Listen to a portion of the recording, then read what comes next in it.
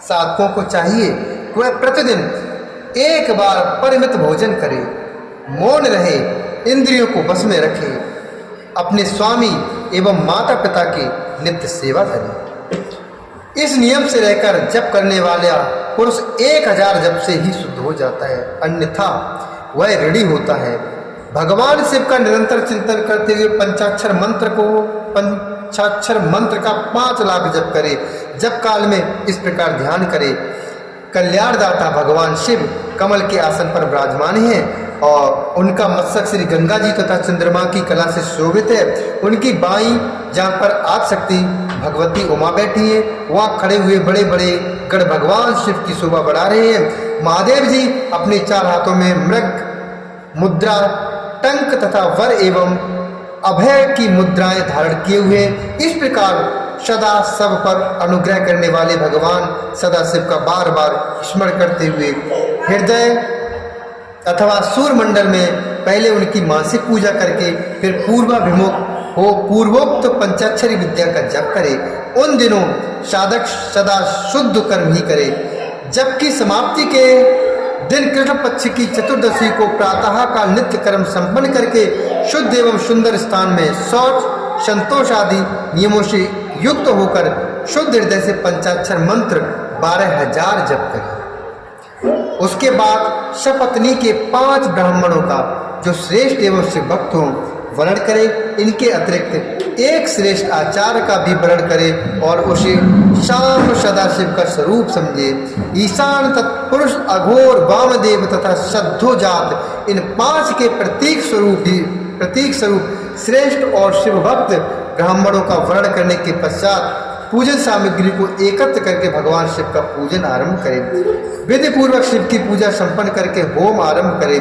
अपने ग्रेह्य सूत्र के अनुसार मुखांत कर्म करने के अर्थात परसमूहन, उपलेपन, उल्लेखन, मृद उद्धरण और अविक्षण इन 5 भू संस्कारों के पश्चात वेदी पर स्वाभिमुख अग्नि को स्थापित करके कुशकंडिका का करने के अनंतर प्रज्वलित अग्नि में आज्य भागांत आहुति देकर पश्चात होम का कार्य आरंभ करें।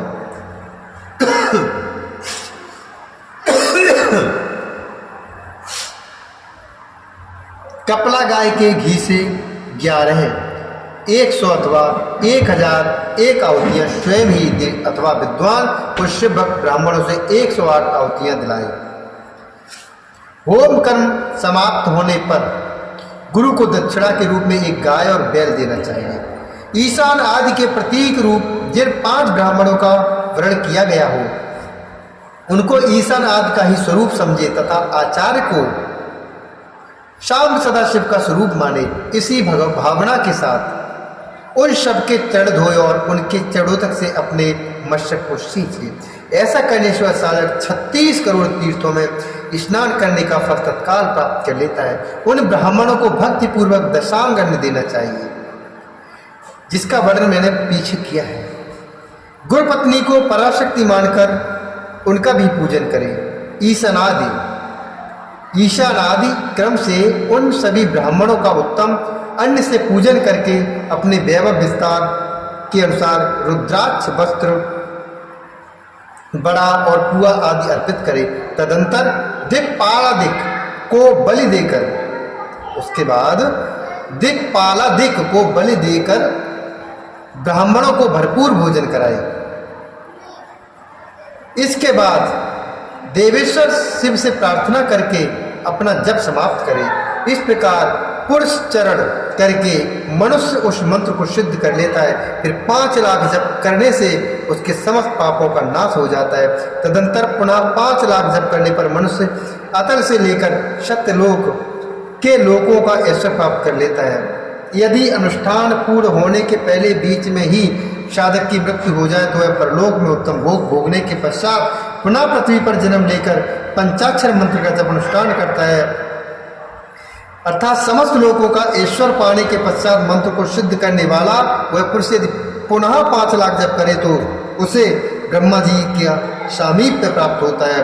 पुनः 5 लाख जप करने से उसे शारूप नामक ईश्वर प्राप्त होता है। 100 लाख जप करने से वह साक्षात ब्रह्म के समान हो जाता है। इस तरह कार्य ब्रह्म अर्थात हिरण्य गर्भ का सायुज्य प्राप्त करके वह उस ब्रह्मा का प्रलय होने तक उस लोक में यथेष्ट भोग भोगता है। फिर दूसरे कल्प का आरंभ होने पर वह ब्रह्मा जी का पुत्र होता है। उस समय फिर तपस्या करके दिव्य तेज से प्रकाशित होकर वह क्रमशः मुक्त हो जाता है। पृथ्वी आदि कार्य स्वरूप भूतों द्वारा पाताल से लेकर सत्यलोक पर्यंत ब्रह्मा जी के 14 लोक क्रमशः निर्मित हुए। सत्यलोक से ऊपर क्षमा लोक तक का जो 14 भुवन है ये भगवान विष्णु के लोक हैं। उस क्षमा लोक वाले श्रेष्ठ वैकुंठ में महाभोगी कार्य विष्णु कार्य लक्ष्मी से सबकी रक्षा करते हुए विराजमान रहते हैं। क्षमा लोक से ऊपर शुच लोक पर्यंत 28 भुवन स्थित हैं। शुच लोक के अंतर्गत कैलाश में प्राणियों का संहार करने वाले रुद्रदेव विराजमान हैं। शुच लोक से ऊपर अहिंसा लोक पर्यंत 56 भवनों की स्थिति है। अहिंसा लोक का आश्रय लेकर जो ज्ञान कैलाश नामक नगर शोभा पाता है उसमें कार्यभूत महेश्वर सबको अदृश्य करके रहते हैं।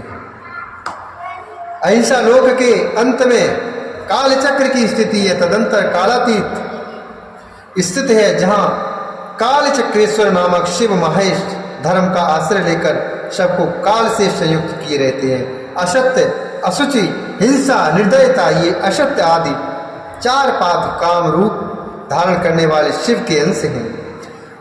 नास्तिकता युक्त लक्ष्मी, दुष्संग, वेद बाह्य शब्द, क्रोध का संग, कृष्ण वर्ण ये महिष के रूप वाले हैं। यहां तक महेश्वर के विराट स्वरूप का वर्णन किया गया। यहां तक महेश्वर के विराट स्वरूप का वर्णन किया गया। वहीं तक लोकों का तिरोधान अथवा लय होता है। उससे नीचे कर्मों का भोग है और उससे ऊपर ज्ञान का भोग। उसके नीचे कर्म माया है और उसके ऊपर ज्ञान माया है। अब मैं कर्म माया और ज्ञान माया का तात्पर्य बता रहा हूं। मां का अर्थ है लक्ष्मी। मां का अर्थ है लक्ष्मी। उससे कर्म भोग यात प्राप्त होता है। उससे कर्म भोग यात प्राप्त होता है, इसलिए वह माया अथवा कर्म माया कहलाती है। इसी तरह मां अर्थात लक्ष्मी से ज्ञान भोग यात अर्थात प्राप्त होता है, इसलिए उसे माया या ज्ञान माया कहा गया है। उपयुक्त सीमा से नीचे नश्वर भोग है और ऊपर नित्य भोग। उससे नीचे ही त्रोधान अथवा लय है, ऊपर त्रोधान नहीं है। वहां से नीचे ही कर्ममय पाशों द्वारा बंधन होता है, ऊपर बंधन का सदा अभाव है।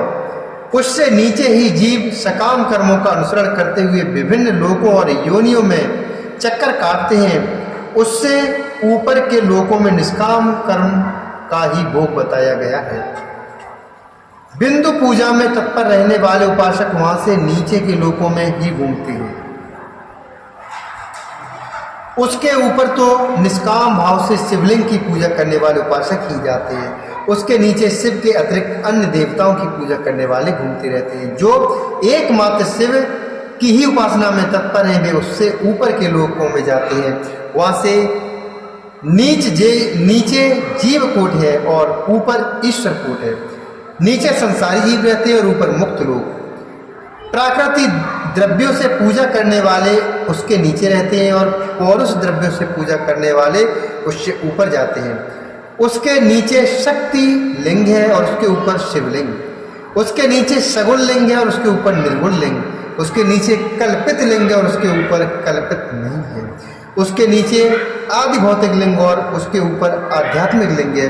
उसके नीचे 112 शक्ति लोक है। उसके नीचे बिंदु रूप और उसके ऊपर नाद रूप है। उसके नीचे कर्म लोक है और उसके ऊपर ज्ञान लोक। इसी प्रकार उसके ऊपर मद और अहंकार का नाश करने वाली नम्रता है। वहां जन्म जनित त्रोधान नहीं है। उसका निवारण किए बिना वहाँ किसी का प्रवेश संभव नहीं है।